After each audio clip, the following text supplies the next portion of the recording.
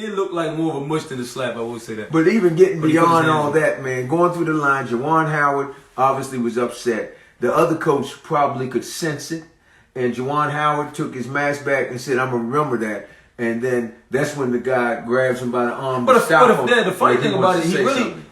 This is what I saw. Juwan Howard clearly did not want to speak to the coach after the game. Yeah, but he did pull his mask and said that. Well, yeah, if you look at it, he pulled his mask a little bit and said, "I'm gonna remember that real quick." And he kept walking. Right. For me, listen, I think that in a situation like that, if Gard would have allowed him to continue walking past him, right? I think that Juwan Howard still would have been reprimanded. I think that he would have probably been fine because you know how it is in NCAA. They take the sportsmanship piece after games very seriously, and it's like a mandatory thing that players and coaches have to shake hands after the game, right?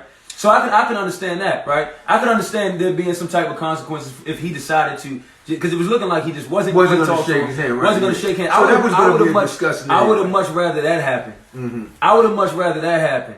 But once you go and get in my pathway, and you physically put your hands on me, one man to another, right?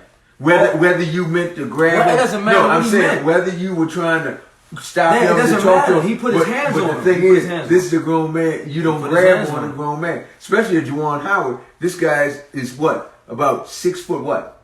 It doesn't matter. I'm just saying. I'm saying these are two grown men. Yeah, but he's a big guy. You don't want to put your hands on this man, especially when you know. On any man. Well, I agree. Or get in their path. So at that point, to me, that was the first thing that escalated everything. Oh, to me, that was the first thing that happened. Where now this situation has gone from being here, no doubt, to here. I agree.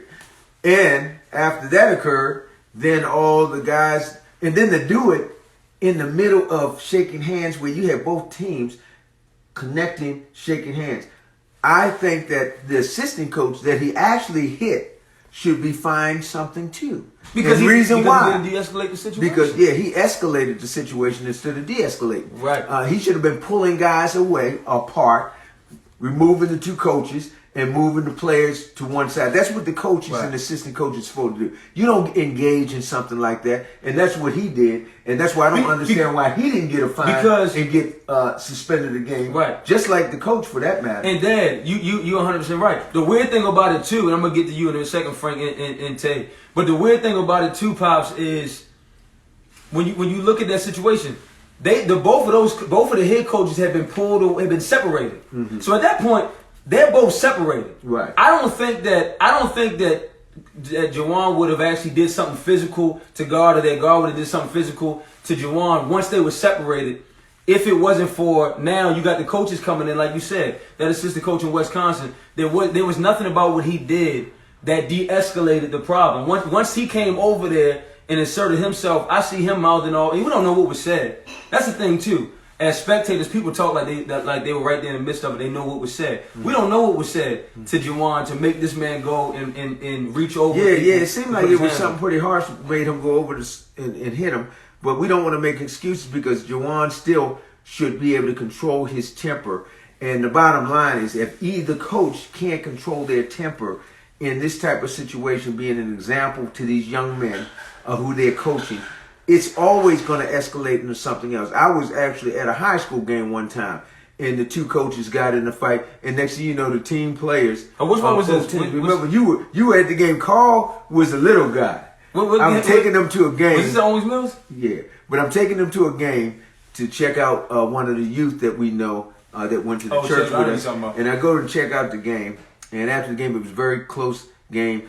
Because it was Owings Mills and Milford. Was it Owings Mills and Milford?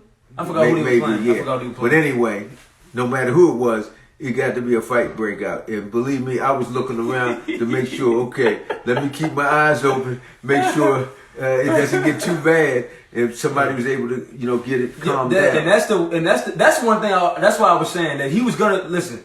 He was going to get a big time suspension regardless. And the reason being is that could have really got a lot more ugly than it did. Mm-hmm. I mean, there could have been fans getting involved. Mm-hmm. There could have been, they could have rushed the floor. Right. It could have been chairs being picked up. It could have been objects picked up. It could have got ugly because once he went once Juwan Howard went and put in mushed or slapped, however Frank want to call it. Mushed. I'm just saying.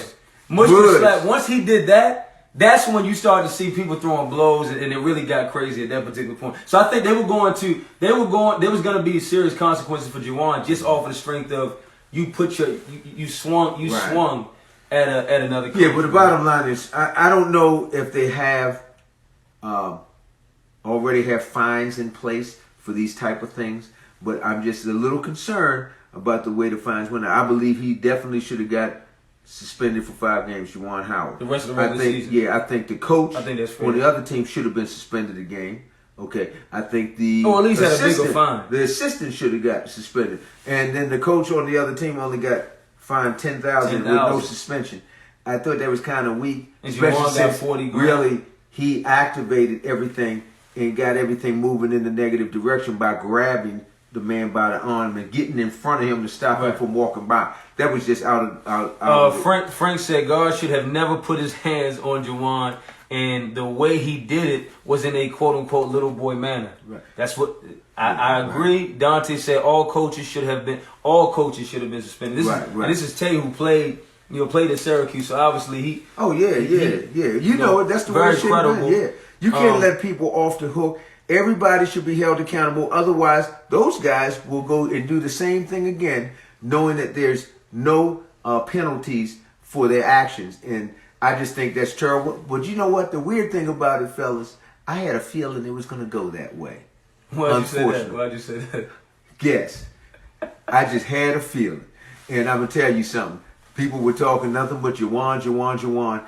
And I was happy to see on some of the sports radio shows, they actually had some people that were actually seeing what I was seeing. And I was happy about that. Right. Because some other radio shows, they weren't talking about anything. No contact that the other coach had on Juwan. Right. Like it was no problem. And just making it like it was all Juwan. Right. And I don't think that was the case. But I do think that Juwan needs to understand his role and do everything he can possible to de-escalate where he does not throwing punches. You just don't want to do that. Because once you do that, you get the kids getting involved. And some of those kids even got suspended. About 3 of them. They were throwing on one team, or 2 on one team, and another kid on the other team. You said it when we talked about this on camera yesterday. You were saying that, and you would have liked Juwan to just suck it up, shake hands real quick, and if anything, address that coach, in the tunnel, address him later. And that's really what he should have done. Right. He should have just went through the line. Even if he had to fist pump the guy and keep on moving, and then, follow up with them, tell him how he felt about it, so they could iron that out. These are 2 coaches that's going to be playing against each other for many years to come if they keep their jobs. You know what I mean? Right. And the thing is, you want to, because of course Juwan's team was losing badly, so of course he was going to feel like the pressure was on him, and you cannot let a loss always make you so angry that you will be irritated. For that reason, the reason why he was irritated. Right. It's different if your kid got fouled hard and got hurt. Right. That's a reason to get irritated. But this was not worth all that it went into, and now here he is not being able to finish the season. Is he going to make the playoffs? That's what. They're going to be in the Big Ten tournament. Oh, they'll be in the tournament. He'll at least have that chance. Right.